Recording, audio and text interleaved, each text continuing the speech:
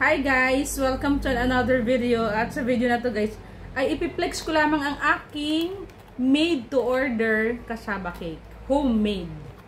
Made by me. Okay? I am the one who made the recipe, my own recipe, and I may say that the recipe that I have made is perfect for me and also to the people who have tasted this kasaba cake already. Okay? So ganyan siya guys. Oh.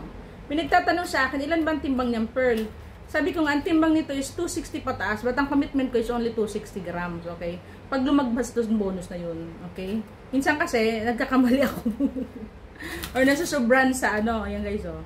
Look. Yummy kasaba cake.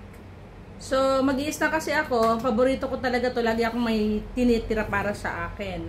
Halimbawa, nagbe-bake ako, may pa-order, laging may para sa akin para ma-double check ko yung lasa niya. So, sabi ko nga, habang tumatagal sa fridge ang aking creamy kasaba cake, mas lalo siyang sumasarap. So, nakukuha tayo, guys. Ito siya. Let's get. Yan. Wow. Ayun nga, guys, na-slice ko na siya. Creamy kasaba cake. Kanina, pinik up na dito ni Kuya Orly yung order ni Manaybing tsaka ni Kuya Inak. Ayan. Tapos, ang feedback nila sa akin ay napakaganda. Perfect daw. Diba, bongga? So, ayan guys. Kuha ko guys. Ayan it looks like ano. Diba? Nakita nyo yung pinost ko na ano doon na feedback. Ganyan siya. Pwede nyo itong ano, hatiin sa apat. Ang kagandahan niya, habang tumatagal yung kasaba cake ko guys, sumasarap siya. Napansin ko. Okay, so alright. So, ayan. Ganyan siya guys. Titikman na natin guys.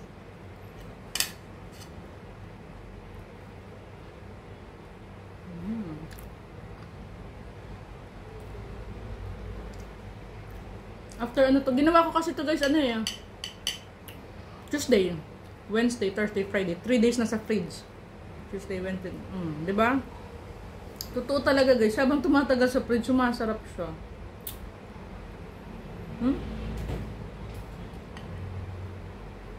Kaya sa mga nagpaplano na umorder nito ng madami, walang problema. Okay yun?